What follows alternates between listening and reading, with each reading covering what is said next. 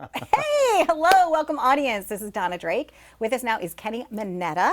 We're going to be talking about his wonderful CD. Hello, how are you? Very good. Thank you for having me. Good. So you have an extraordinary journey, like we all do.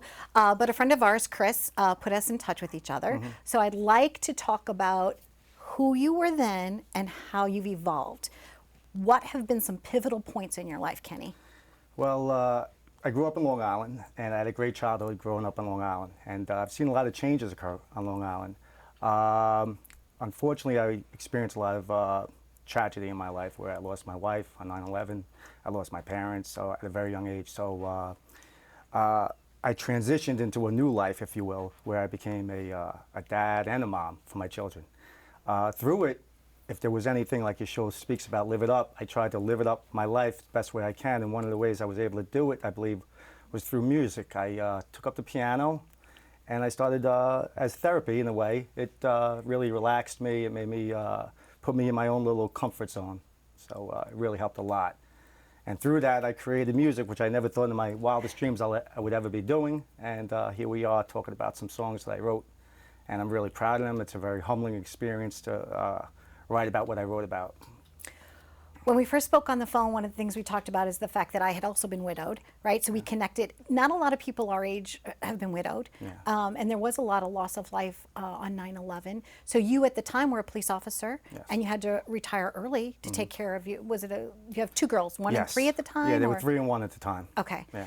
And so you decided to be Mr. Dad. Yeah. Right? Okay. So as the years rolled by, you were telling me also about a really poignant moment in time where somebody mentioned about your hands being able to play it. Can you share that story with us? It's really a great story, I think. Okay. Only because the people that are involved, my wife and I always vacationed up in New Hampshire.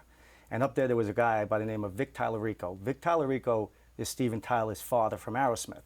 So me and my wife went up to Vic, and we would know him every year, whatever, and talk to him.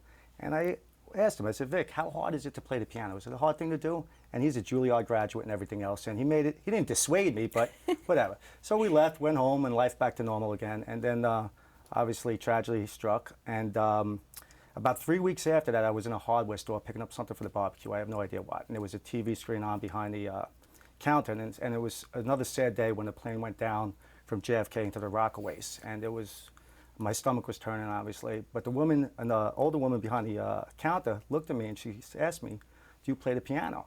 I'm like, "No." I go, "Well, why do you ask me that, though?" And she goes, "Because you look like you have piano fingers." I'm like, "Really?" I go, "Oh, okay." It was right after that, though, that I went out that week. I bought a piano, and that's how it all started.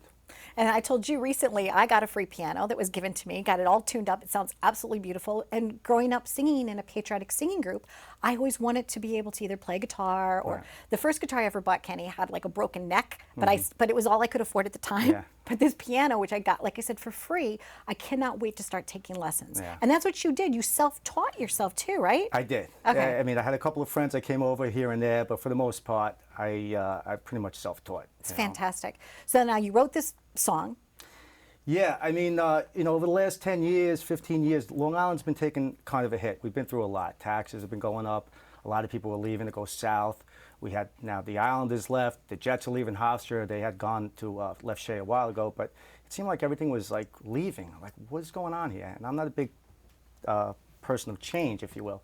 So I wanted to, I was sitting at the piano one night and I just belted out a little bit of a chorus. I'm a Long Island boy. And it kind of started with that. And then I built around that chorus, and it turned into a whole tribute song, if you will, to Long Island. And it's very humbling that the first song I ever wrote, I never thought I would write anything, would be about a place that has been so great to me growing up. And hopefully, it's been great to my children as well. And hopefully, I want to see it great for my children's children and future generations.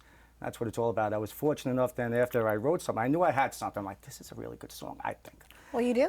You think it's good? Yeah, Let's see what our audience thinks. Let's All right, take a look. great. Here we Let's go. take a look. We walked the beach at night, the cool feel of the sand, the fire pits and the waves crashing.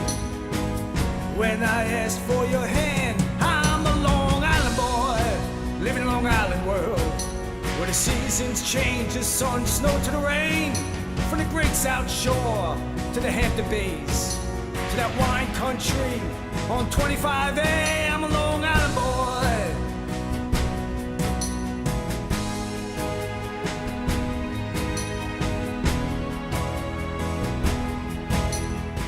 Nice. See? Okay, I agree. Okay. You know what? I got a chance to see it, and it is wonderful. You've got beautiful footage, things that I've never actually looked at Long Island that way. Yeah. And I've lived here about 20 years now. Beautiful, Yeah. beautiful imagery. And I think that's a secret, even for myself. I always say sometimes the old expression, sometimes when you're too close to the forest, you can't see the trees.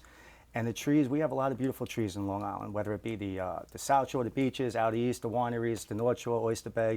I mean, and there's so much yet for me that I have yet to explore that, you know, I look forward to it. But it's a beautiful place to live, and I think we're on a rebound. I think we're recovering well. I sung about bringing the Islanders home, and now they are coming home. Like I said, it's exciting, and it's on the way. Are you taking credit for that, Kenny? The Islanders? You know what? Check the timeline. There you go. Thank you very much for joining us. Thank you for Wishing you having me. all the best in your Appreciate musical it. career and your journey. You know, keep living it up. It was Great. really nice to have you here. Thank you, Donna. Stay tuned for more on Live It Up. We love sharing these personal portraits with you, our audience, and we want to hear from you. Please reach out to us. Thanks for watching.